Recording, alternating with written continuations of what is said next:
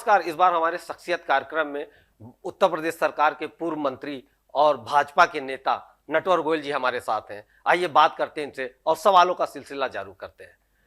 नटवर गोयल जी, Bharatiya Janata party ने प्रधानमंत्री के सफलतम 9 वर्ष को लेकर बड़े कार्यक्रम किए, बड़ी चर्चा में रहा। किस तरीके से देखते हैं आप इसको? चर्चा में देखने की बात नहीं, चर्चा में है ही है। माननीय प्रधानमंत्री जी की जो आपने मेहनत, लगन, तपस्या देखी, मतलब हम लोग ये सीखने का विषय है कि एक व्यक्ति सुबह कितने जल्दी उठ करके और कितनी मेहनत करते हैं पूरे देश में, इस उम्र में जाके काम करना। हम लोग तो 55-56 साल की उम्र होने के बाद भी कितनी जगह थक जाते हैं, लेकिन उनकी मेहनत से हम लोगों को लगता है कि हम लोग बिल्कुल, कभी-कभी लगता है कि वो यंग हैं या हम लोग यंग हैं।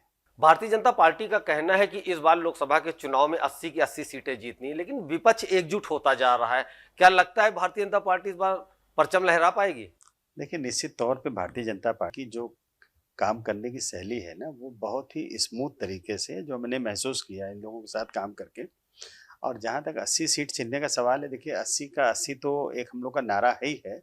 मान के चलिए कि कुछ हो सकता है, 1 आध 2 आगे पीछे भी हो सकते हैं, किसी चीज़ की नहीं वो कसम होती है। तो क्योंकि ये देखिए चुनाव है, जनता के हाथ से होता है। जहाँ तक विपक्ष की मजबूती का सवाल है, तो विपक्ष में कहीं न कहीं आप कई बार ये खुद भी देखिए कि आपसी अंडरस्टैंडिंग में बड़ी कमी है।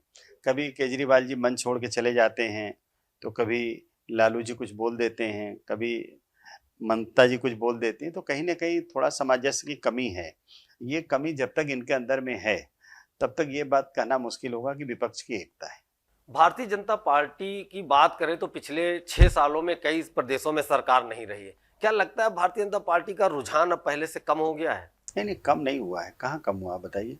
जहाँ तक इसका सवाल है, देखिए कहीं न कहीं कुछ जगह हो सकता है जनता चेंज चाहती है। आपका दिमाग होगा, आप जो कह रहे होंगे साउथ में, तो साउथ में ठीक है, लेकिन बाकी अन्य राज्यों में देखिए ना कहाँ तक हम लोगों की पकड़ है। भारतीय जनता पार्टी की पकड़ जो है लगभग हर तरफ से है। बाकी थोड़ी बहुत चीज़ें आती रहती है, 100% अगर हो जाएँगे तो बाकी विपक्ष कहाँ जाएगा।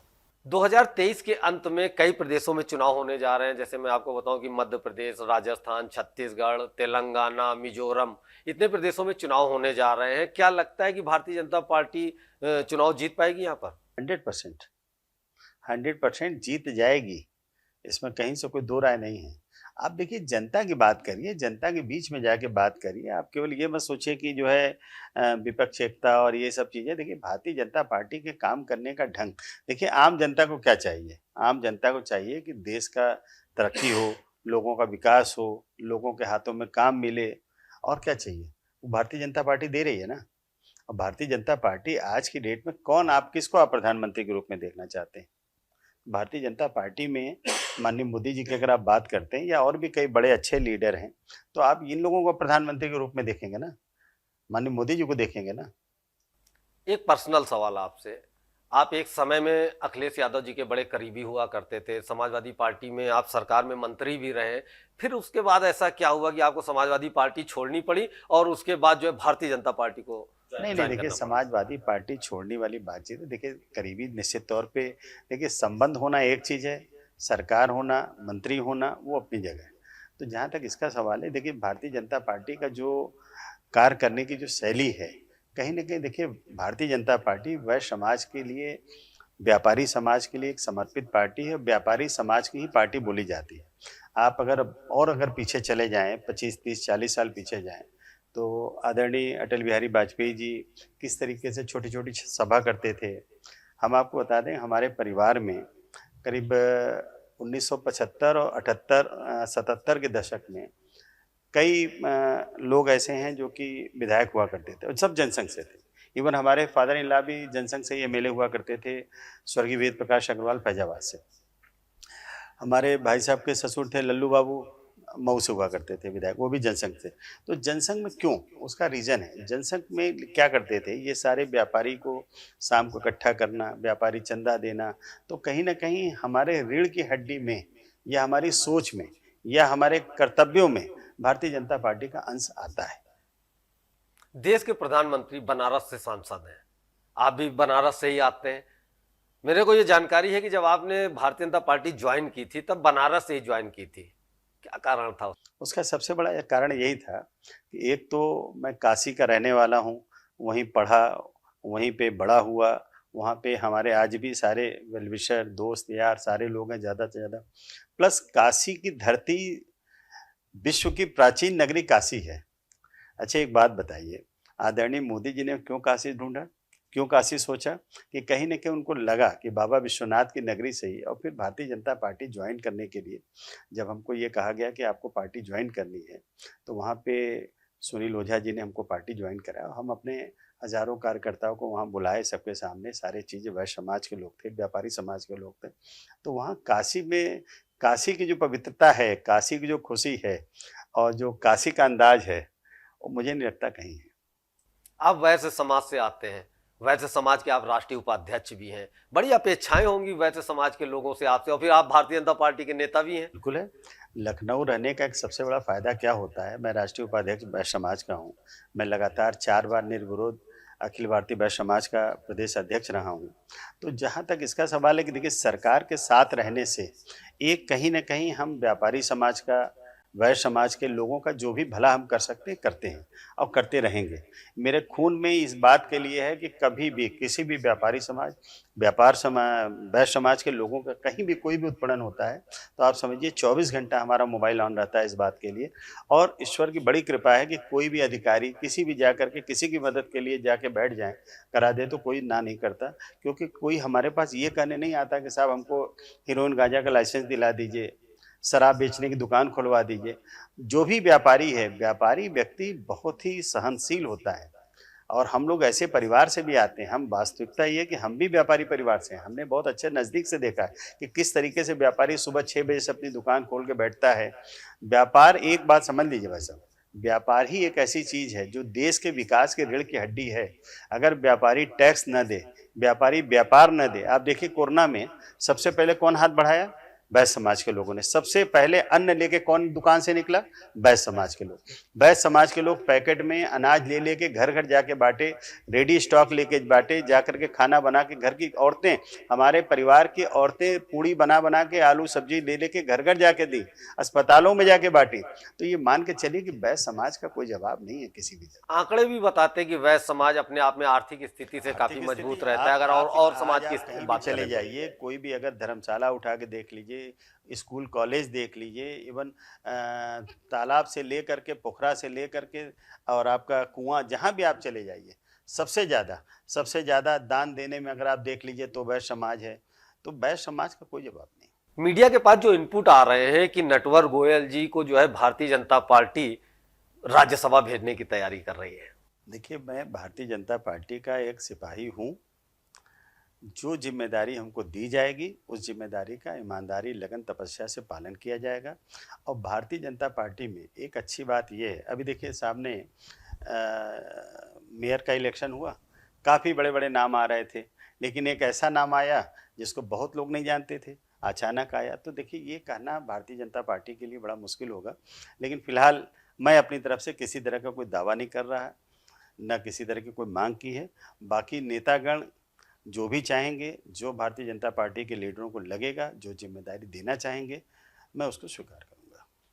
केंद्र सरकार कॉमन सिविल कोड लागू करने की पूरी तैयारी कर रही है, इससे देश पर क्या असर पड़ने वाला है? वो ठीक चीज़ है ये। एक बात बताइए, जब आप अपने परिवार में 5 लोगों के बीच में सबकी अपनी अपनी दिमाग चलने लग जाता है, तो आप देश में कहाँ से चला पाएंगे इस चीज़ को? एक निशान, एक प्रधान जो आवाज़ दिया था, वो वही आवाज़ पे काम करना चाहिए। ये बहुत अच्छी बात है। अगर आप देखें ना कहीं देश की आधी आबादी किसकी है? महिलाओं की। कितना शोषण होता है कई बार। अगर एक वर्ग की बात कर लें, मुस्लिम वर्ग की बात कहते हम तलाक तलाक तलाक किए, फिर उसके बाद उनके बाद दूसरी तीसरी शादी का ऑप्शन आ जाते हैं। ये क्या मतलब होता है? कहीं ना कहीं देखिए हमें ये देखना पड़ेगा, एक महिला होना क्या जुर्म होता है क्या? महिला होना जुर्म नहीं है। महिला के साथ सोचिए कि जो काम महिला कर लेती है वो हम कभी नहीं कर सकते।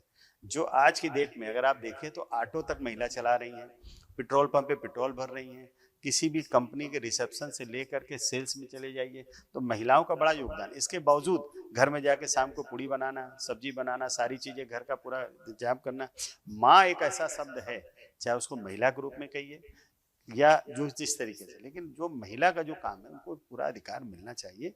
जो आप कह रहे हैं ना, ये चीजें जब तक नहीं लागू होगा, जब तक पूरा एक प्रधान एक निशान एक देश का नहीं होगा।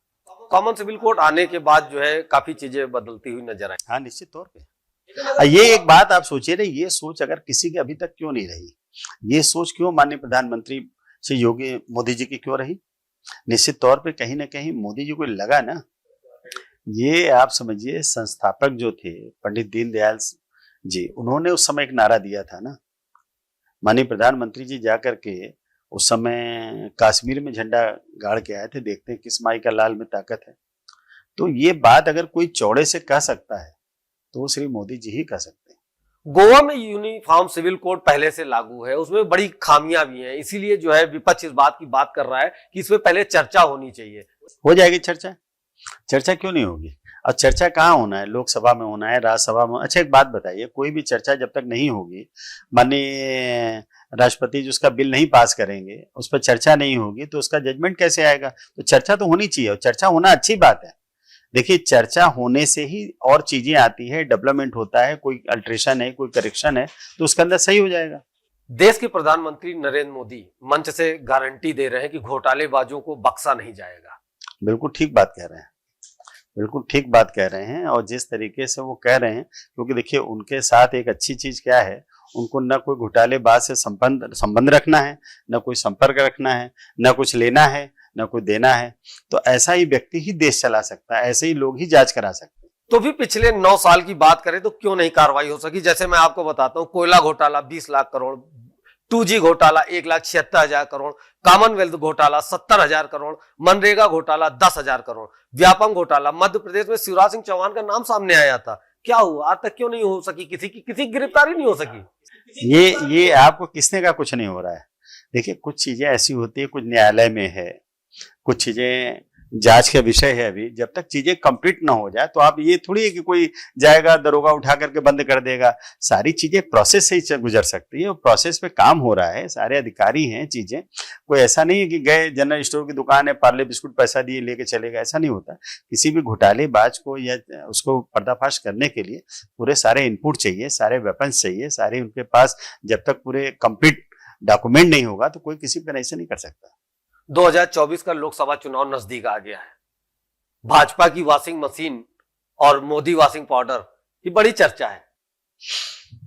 चलिए चर्चा तो होती रहती है। ऐसा क्यों है कि मतलब कोई भी नेता आएगा और वॉशिंग मशीन में धो दिया जाएगा, बिल्कुल साफ हो जाएगा। पहले सरकार उसी पे आरोप लगाती है और उसके बाद जब आ जाती है भारतीय जनता पार्टी तो बिल्कुल पाक साफ माना जाता है उसको। ऐसा नहीं है, पार्टी पूरी तरह से जांच कराती है। अब आप एक बात सोचिए, आपने कहा ना कि हम बहुत निकट रहे माननीय अखिलेश यादव जी के, अब भारतीय जनता पार्टी, तो आपको क्या लगता है रातों रात हम भारतीय जनता पार्टी में थोड़ी आए होंगे? निश्चित तौर पे कम से कम साल 2 साल उन्होंने देखा होगा, समझा होगा, चीजों को परखा होगा।